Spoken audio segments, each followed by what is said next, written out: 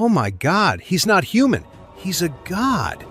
Don't strike me. I'll get on my knees and apologize to Mr. Wade. Help me, I was wrong. Several people dropped to their knees, bowing and scraping before Charlie. Christian was so scared he scrambled under a table, his heart filled with awe. But the bolts of lightning seemed to have eyes, only blasting the mosquitoes to dust and not harming a single person. Owen's expression was one of pure shock and terror. He never imagined that Charlie's power could be so terrifying. Compared to him, Owen was just an ant. If that rolling thunder hit him, there wouldn't be anything left of him. He panicked, got to his feet, and scrambled to escape the courtyard. All he wanted to do was escape. He had to get out of Orus Hill and never come back. He no longer cared about being the most respected master in Orus Hill. Trying to escape? Charlie smiled coldly, then pointed a finger.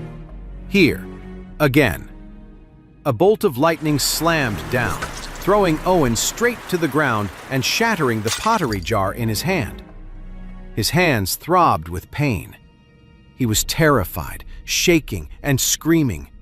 "Wade! Mr. Wade, spare my life!" Charlie's expression was cold as he walked toward him, one step at a time. Using an evil, corrupt act that harms the world. You're a crooked devil who deserves to be punished by the heavens. Today I'm the one punishing you with thunder. Do you accept your fate? Owen's mouth hung open, but he couldn't say a word. He watched the thunder and lightning flash within the dark clouds, crying with a mixture of grief and outrage. It seemed this was the end for him. Why? Why was there someone so terrifying in Orus Hill? Why did I have to be so foolish and cross him? Before Owen could even process what was happening, several bolts of lightning struck at once, smashing down on him.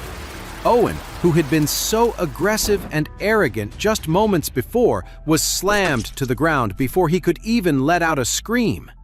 His human form was gone, replaced by what looked like a piece of burnt wood. A disgusting, charred smell filled the courtyard. Rain, cease. Wind, rise. Charlie waved his hand. Miraculously, the heavy rain stopped. A gust of wind kicked up from the ground, sending sand and pebbles flying, sweeping away the smell of burnt corpses from the courtyard. In the middle of the wind, Charlie's face was calm, as if nothing had happened. But everyone else in the courtyard just stood there, their mouths hanging open in shock. Stephen was trembling all over and didn't dare to speak. He knew if Charlie had struck him with lightning earlier, he would have been dead long ago. It was only then that he understood Charlie had never even considered him a real threat, and that's why he was still alive. "Mr. Wade, you're a god!" Christian's voice trembled as he dropped to his knees with a thud, facing Charlie with his hands pressed together. Solomon was so scared that he also fell to his knees, shuffling forward in front of Charlie and groveling on the ground. "Mr. Wade, please spare my life. I was a fool. I shouldn't have followed Owen. He was just a fraud. Please, Mr. Wade, spare my worthless life. I'm willing to do anything for you." Charlie glanced at him without any emotion and walked right past Solomon White. Terry spoke respectfully. "I believe that from now on, the master of Orus Hill will be Mr. Wade. For the future of metaphysics, we await your orders, Mr. Wade. I will follow them." He was addressing the entire metaphysics community of the place. Just moments ago, they were all fighting for their lives, but now, no one had any objections. They were all completely convinced and shouted together, "Mr. Wade, please lead us here in Orus Hill." Just moments ago, they were all fighting to the death. But now they were all eager for Charlie to take charge of the entire Orus Hill city, even the whole district's metaphysics community. No one had any objections to Charlie. They had never seen a god like Charlie, who could summon heavenly thunder with just a word. This was the realm of metaphysics, a supernatural power they didn't dare to even imagine. Looking at Owen's body, scorched by lightning on the ground, they all knew that Charlie's strength was beyond comprehension. Letting a person like that lead them wasn't just something they accepted. They hoped to get Charlie's guidance. Charlie frowned slightly and said to everyone, "I'm not a part of the metaphysics community. I'm not interested in metaphysics. From now on, let Terry Castillo act as your representative." As soon as he finished speaking, the people present just stared, their mouths open in shock. The divine lightning had already blown their minds, and now Mr. Wade was saying he wasn't interested in metaphysics? That he wasn't even part of their world? Was this just a passing hobby for him, summoning a few bolts of heavenly thunder for fun? Unbelievable! Absolutely next level! The crowd was silent, everyone looking around at each other. Terry glanced at Charlie hesitantly and said respectfully, "It's an honor to handle this for you, Mr. Wade. From now on, I'll ask all of you, my friends, to handle your own affairs. I will take care of the smaller matters myself, and then I will come to Mr. Wade for advice on bigger issues." The tense atmosphere relaxed a lot. Lucas immediately walked over and said in a respectful voice, "I thank you for what you did, Mr. Wade. I'd like to offer you a check for $80 million to show my admiration." Wyatt also stepped forward, looking ashamed, and said, "Thank you, Mr. Wade, for getting rid of that menace. From now on, I, Wyatt Gilmore, will follow any order from the Supreme Leader of Orus Hill. We're ready to listen." When the crowd saw the two men stepping forward to suck up, they didn't want to be left behind and quickly started flattering Charlie as well. Terry said, "For today's banquet, the White family sponsored $150 million. It was originally a prize for each winner. Now that Mr. Wade is the champion, this prize will naturally go to him." Solomon was still kneeling on the ground, not daring to get up. His forehead was bruised from bowing. He hurriedly said, "Mr. Wade, I was a fool. Please forgive me." Charlie frowned and said coldly, "Solomon, didn't you believe in Owen before?" Solomon hurriedly bowed his head again. "Mr. Wade, I was completely fooled by that Owen. I see now that he's nothing compared to you.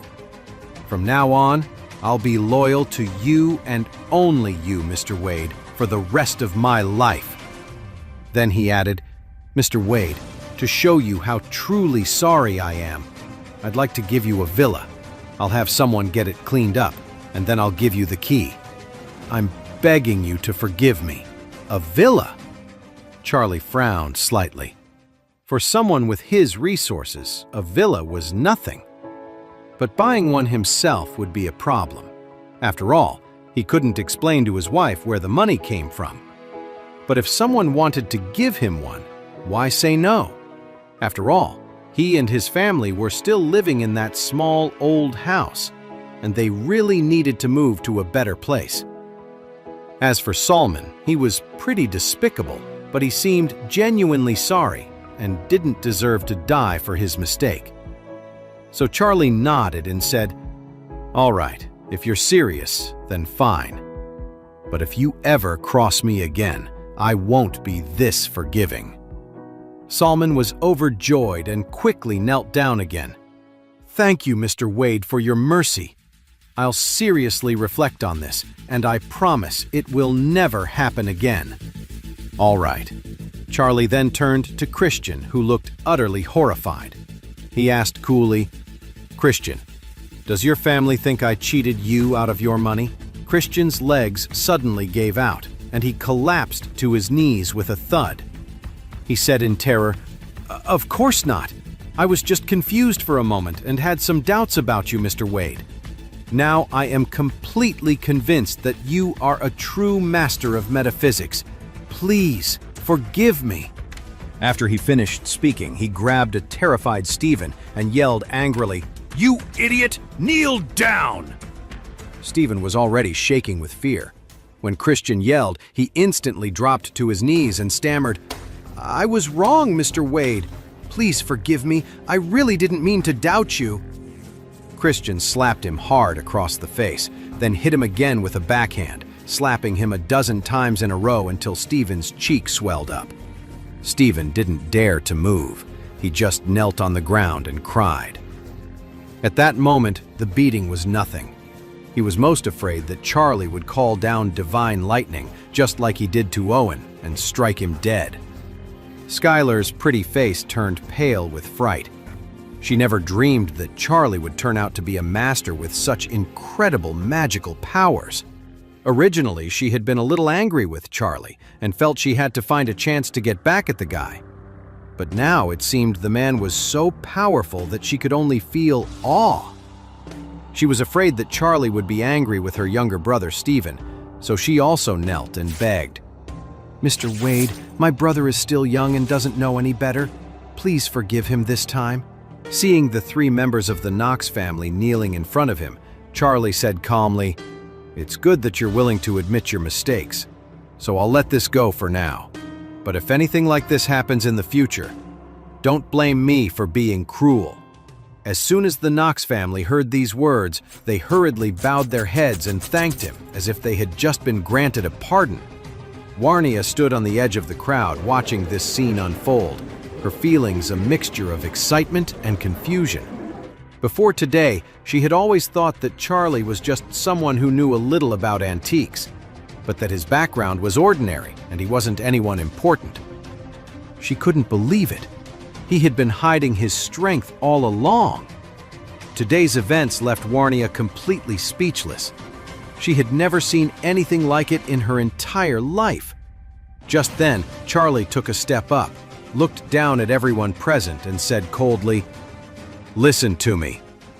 The moment he spoke, everyone immediately looked up at Charlie with complete respect, not daring to make a sound. Charlie scanned the crowd and sternly shouted, "Once you walk out this door, no one is to mention a single thing about what happened today to the outside world. Otherwise, I will make sure you suffer the same fate as Owen." Everyone's expression was stunned.